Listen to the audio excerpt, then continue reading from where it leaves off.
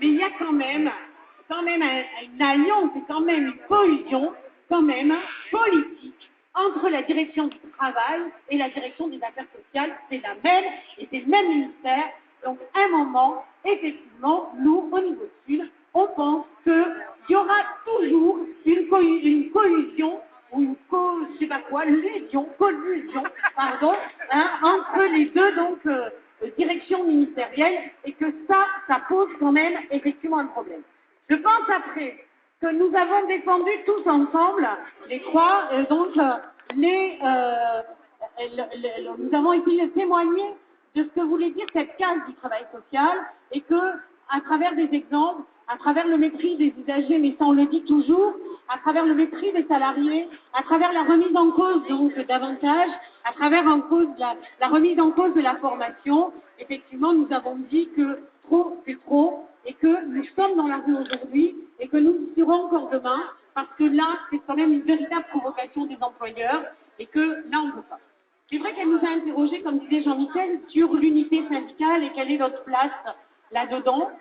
Et je pense qu'on a fait ensemble les mêmes réponses.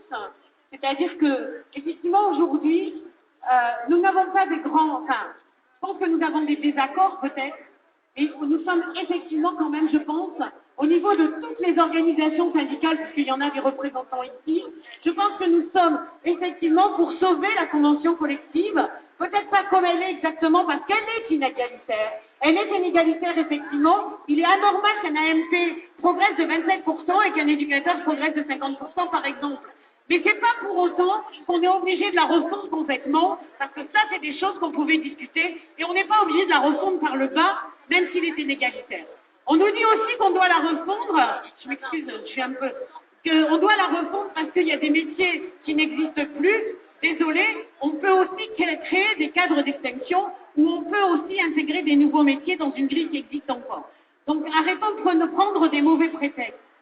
Mais on est, je pense, sur l'ensemble pour effectivement garder notre convention collective, garder des conventions collectives qui protègent les salariés et protègent entre eux.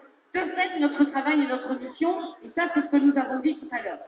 Mais quand elle nous a demandé sur comment on envisageait nos relations avec les autres organisations syndicales, je pense qu'on avait dit que si on n'avait pas la même stratégie, et donc nous, pour nous, c'est important d'être présents régulièrement devant les paritaires, ou de trouver d'autres formes d'action pour dire que nous sommes toujours vigilants à ce qui se passe. En fait, c'est évident que c'est dans l'unité et ensemble que nous gagnerons. Et que donc, d'ores et déjà, il y a des actions qui se préfigurent et qui s'envisagent pour le 15 mars, date anniversaire de la convention collective.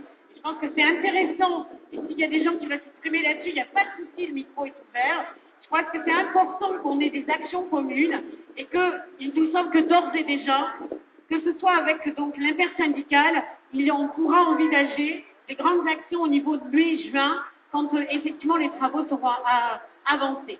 Mais attention à ne pas nous mobiliser quand il sera trop tard. Et c'est pour ça que nous continuons à dire que nous devons être dans la rue le plus régulièrement possible, que nous devons sonder le calendrier des négociations par des actions, même si ce n'est pas des jours de grève.